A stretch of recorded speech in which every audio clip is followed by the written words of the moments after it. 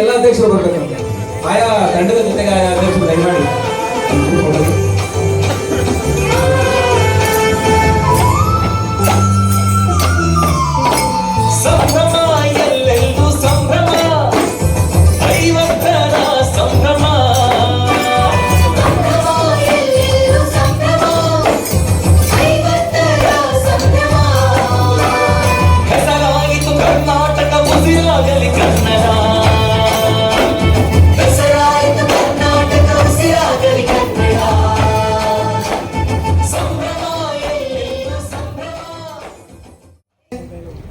ತುಂಬ ಚೆನ್ನಾಗಿತ್ತು, ನಿಮ್ಮ ಸಹಕಾರನೂ ಚೆನ್ನಾಗಿತ್ತು.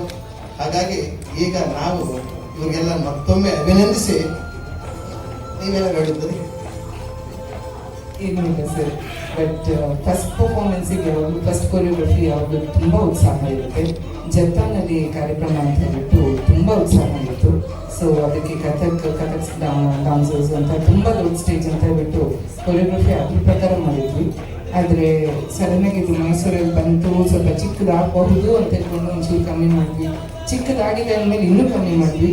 ನಾನು ಬಂದು ನೋಡಿದ್ಮೇಲೆ ಇನ್ನೂ ಫುಲ್ ಕಮ್ಮಿ ಮಾಡಿದ್ವಿ. ಸೊ ಆ ಕನ್ಫ್ಯೂಷನ್ ಮಕ್ಕಳಲ್ಲಿ ಕಾಣಿಸಿರ್ಬೋದು, ಅದು ತುಂಬ ಸಹಜ.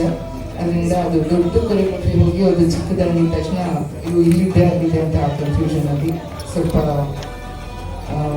ಅಲ್ಲಿ ಒಂಚೂರು ತೊಂದರೆ ಆಗಿರ್ಬೋದು. ಖಂಡಿತ ಎಲ್ಲರದ್ದು ಕ್ಷಮೆಯಲ್ಲಿ. ಹಾಗೆ ನಿಮ್ಗೆ ಎಲ್ಲೇ ಆದರೂ ಅದೇ ಈ ಸ್ಟೇಜು ಮತ್ತು ಅದು ಕಲಾವಿದರು ಸ್ವಲ್ಪ ಕಟ್ ಆದಾಗ ಆ ಥರ ಆಗುತ್ತೆ. ಆದರೂ ಒಂದು ಈ ಒಂದು ಆಯ್ಕೆಯಲ್ಲಿ ನಾವು ಮಾಡಿ ಈ ಥರ ಒಂದು ಕಾರ್ಯಕ್ರಮ ಮಾಡಿ ಅಂತ ಹೇಳ್ಬಿಟ್ಟು ಸಲಹೆ ನೀಡಿ ಮತ್ತು ಇದರ ನಿರ್ದೇಶ ಮಾಡಿದಂತಹ ನಮ್ಮ ನಿರ್ದೇಶಕರಾದ ಕನ್ನಡ ಮತ್ತು ಸಂಸ್ಕೃತಿ ನಿರ್ದೇಶಕರಾದ ಶ್ರೀಮತಿ ಧರಣಿ ಮಾಗಿತಿ ಅವರಿಗೆ ಮತ್ತು ಕಾಕ ಚಿಕ್ಕಣ್ಣ ಈ ಒಂದು ದೊಡ್ಡ ಕಾರ್ಯಕ್ರಮ ಆಯೋಜಿಸಿ ನಮ್ಮ ಕಲಾವಿದರನ್ನ ಇಲ್ಲಿಗೆ ಕರೆಸಿ ಅವರ ಒಂದು ಕಲೆಯನ್ನು ತೋರಿಸೋದಕ್ಕೆ ಅವಕಾಶ ಮಾಡಿಕೊಡೋದಕ್ಕೆ ಬಹಳ ಹೃತ್ಪೂರ್ವಕ ಧನ್ಯವಾದಗಳು ಎಲ್ಲ ಕಲಾವಿದರ ಪರವಾಗಿ ಮತ್ತೊಮ್ಮೆ ಧನ್ಯವಾದಗಳು.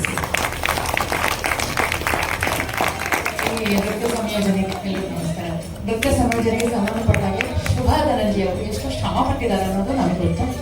ಜೊತೆಗೆ ಆರಂಭದ ಹಂತದಿಂದಲೇ ಹಾಡಿನ ಆಯ್ಕೆಯಿಂದ ಶುರು ಮಾಡಿ ಅದರ ಲಿರಿಕ್ಸ್ ಇಂದ ಶುರು ಮಾಡಿ ನಾವೆಲ್ಲ ಕೂತ್ಕೊಂಡು ಲಿರಿಕ್ಸ್ ನ ಕೇಳಿ, ಸಾಹಿತ್ಯವನ್ನು ಕೇಳಿ ಯಾವ್ಯಾವ ಹಾಡುಗಳು, ಕೆಲವು ಸಾಲುಗಳನ್ನು ಕೂಡ ತೆಗೆದಿದ್ದೀವಿ ಒಂದೊಂದು ಹಂತದಲ್ಲಿ.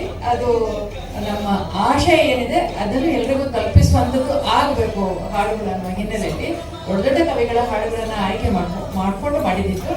ಮತ್ತೆ ನಿರೂಪಣೆ ಕೂಡ ಅಷ್ಟೇ. ಪ್ರಾಯಶಃ ಪ್ರತಿ ಸಲ ನಿರೂಪಣೆ ಮಾಡೋದಕ್ಕೆ ಹೊಸದಾಗಿ ಬೇರೆ ನಿರೂಪಣೆ ಮಾಡಿದ್ರೆ ಪ್ರತಿ ಸಲ ಹೊಸದಾಗಿ ಮಾಡೋದಕ್ಕೆ ಸಾಧ್ಯ ಆಗುತ್ತೆ. ಒಂದು ಫಾರ್ಮ್ ಇರಲಿ ಅನ್ನೋ ಕಾರಣಕ್ಕಾಗಿ ಒಂದೇ ರೀತಿಯಲ್ಲಿ ಏಕರೂಪದಲ್ಲಿರಲಿ ಎಲ್ಲ ಕಡೆ ಅನ್ನೋ ಕಾರಣಕ್ಕಾಗಿ ಎಲ್ಲವನ್ನೂ ರೆಕಾರ್ಡ್ ಮಾಡಿಬಿಟ್ಟು ಮಾಡಿದ್ದು. ಬದಲಾವಣೆ ಏನಾದ್ರು ಮಾಡಬಹುದು ನಮ್ಮ ಮುಂದಿನ ಪ್ರದರ್ಶನಕ್ಕೆ. ಮೊದಲನೇ ಪ್ರದರ್ಶನಕ್ಕೆ ಬಹಳ ಅದ್ಭುತವಾದ ಪರ್ಫಾರ್ಮೆನ್ಸ್ ಅಂತ ನಾನು ಹೇಳಿದೆ. ಯಾಕಂದ್ರೆ ನನಗೆ ಅನಿಸಿದ್ದು 1 ಗಂಟೆಯ ಕಾರ್ಯಕ್ರಮ ಇದು. ಹಲವು ಹಾಡುಗಳಿಗೆ ಇಡೀ ಒಂದು ಟೀಮನ್ನು ಸಿದ್ಧಪಡಿಸುವಂತಹ ಶ್ರಮ ಇದೆಯಲ್ಲ, ಅದನ್ನ ನೋಡ್ಬಿಟ್ಟು ಆಮೇಲೆ ಮೊದಲನೇ ಹಾಡು ಏನಿತ್ತು ಕೊರಿಯೋಗ್ರಫಿ, ಬೇರೆ ಬೇರೆ ಹಾಡುಗಳನ್ನೆಲ್ಲ ಸೇರಿಸಿ, ಬೇರೆ ಬೇರೆ ಭಾಷೆಯ ಹಾಡುಗಳನ್ನು ಸೇರಿಸಿ ಅದಕ್ಕೊಂದು ರಾಗ ಸಂಯೋಜನೆ ಮಾಡಿಬಿಟ್ಟು ಅದನ್ನು ರೆಕಾರ್ಡ್ ಮಾಡಿ ಹಾಗೆ ಅದನ್ನು ಕಟ್ ಅಂಡ್ ಪೇಸ್ಟ್ ಮಾಡ್ಲಿಕ್ಕೆ ಬರೋದಿಲ್ಲ, ಎಲ್ರಿಗೂ ಗೊತ್ತದು.